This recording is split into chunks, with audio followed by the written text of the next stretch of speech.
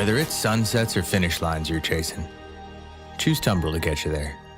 Tumbrel RC's improved handling and modified controlled intake system provides you all the power you need, just when you need it.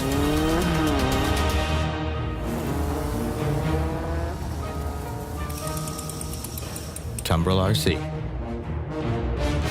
Get in front of it. Hello, and welcome to another episode of Around the Verse. I'm Sean Tracy. And I'm Josh Herman. That was the winning entry in our recent Tumbrel Cyclone commercial contest. As always, there were a ton of great submissions. It's true. You can check them all out right now on Spectrum. Awesome.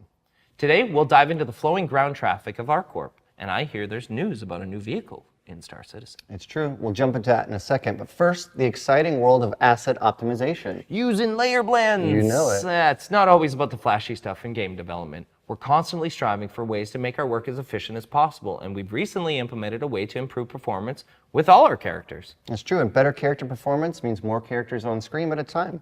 Yeah, it means more work for you guys, too. It's true. Oh, that's good. Here's Forrest Steffen with more. Recently, here in LA, we did a training seminar. Basically, we took all the artists and walked through the process of performance and walk through what exactly causes bad performance and how to get good performance.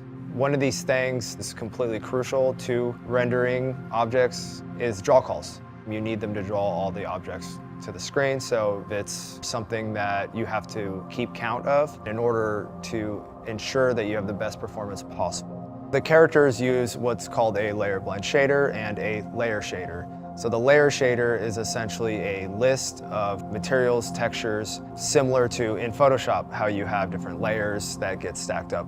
The layer blend shader is what blends all of these layers together. So the reason that's beneficial is the characters get to use these two shaders together, and we can take all of these different sub-IDs and collapse them all together, which normally every layer would be a separate draw call. So instead of the clothing being 10, 12, 15 draw calls, it's just one. One of the reasons it's important to do the performance and the profiling now for the draw calls is because later on in the development process, you have a lot more assets, and if you train the artists, they'll start making the assets correct now, which will be less assets we have to optimize in the future. So that kind of empowers the character artists to be in control of their own assets and ensure that they're making not only the best looking asset possible, but an asset that will perform the best of its complexity, which is a huge benefit across all disciplines, because having better optimized characters increases the memory pool and the draw call pool for other assets such as ships and environments, because everything kind of works together in regards to an overall performance.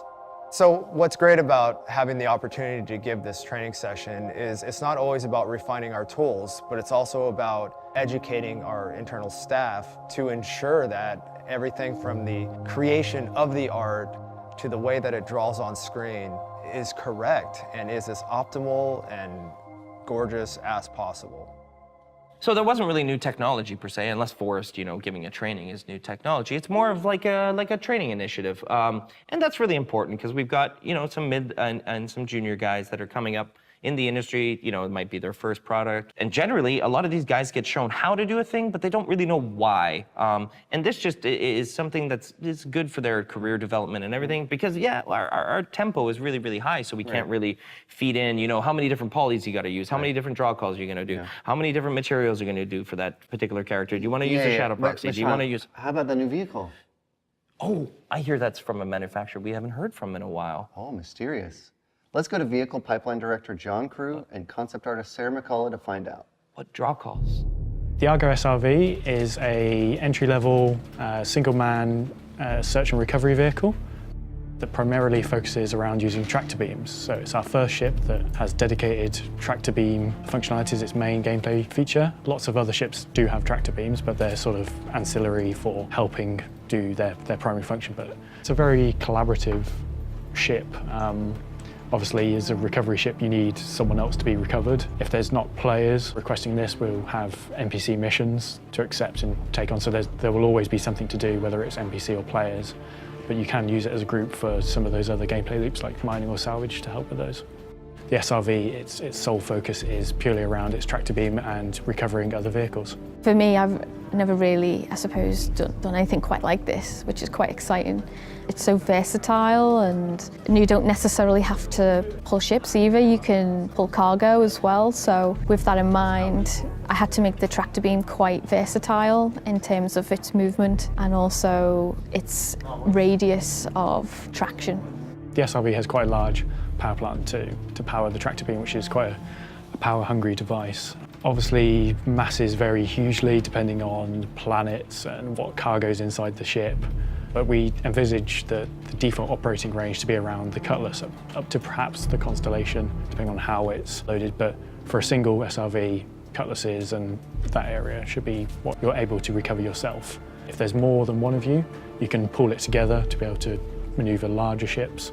Same for the reverse for smaller. You might be able to pick up a couple of smaller vehicles, sort of just clump them up and take them together. The considerations that went into mainly the arms of this SRV is they had to be quite versatile, and they also had to move quite a significant amount so that it didn't matter where you were or got stuck.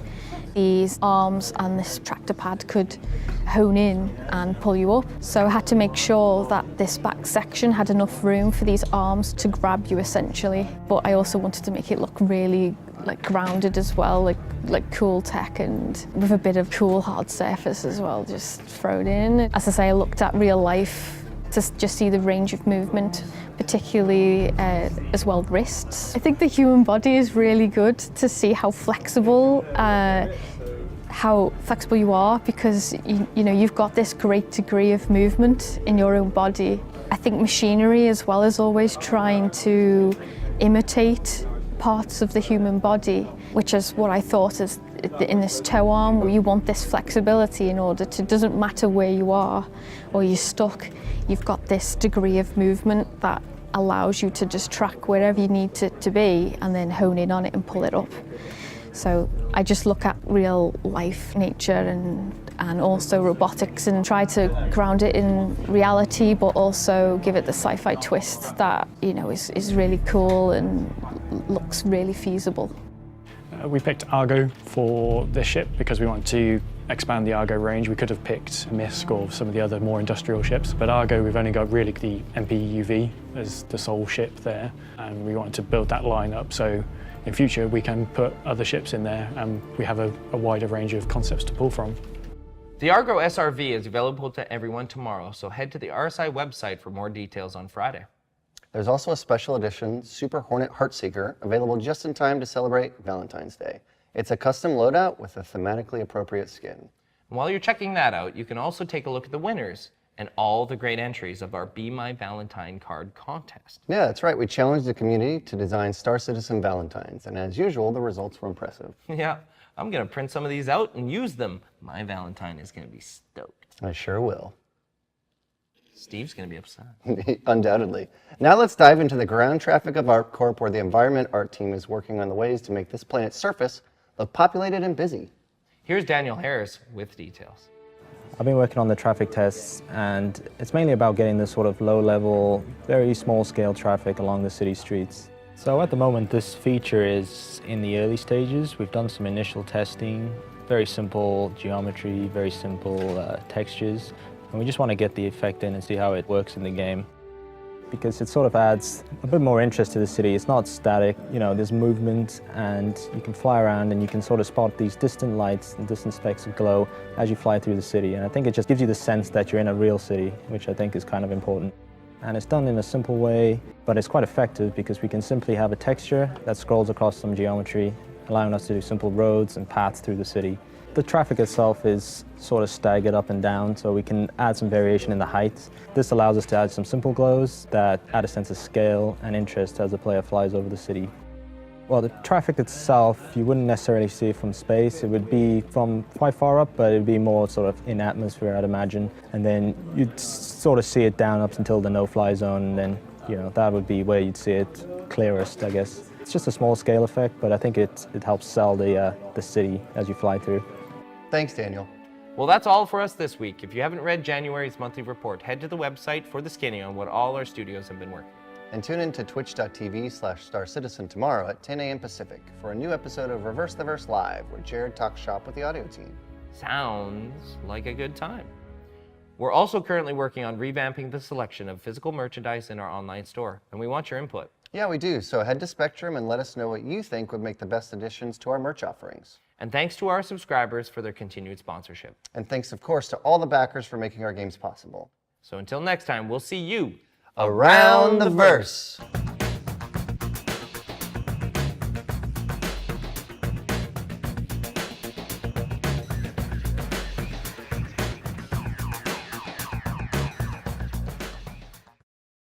Thanks for watching. For the latest and greatest in Star Citizen and Squadron 42, you can subscribe to our channel, or you can check out some of the other shows, and you can also head to our website at www.robertsspaceindustries.com.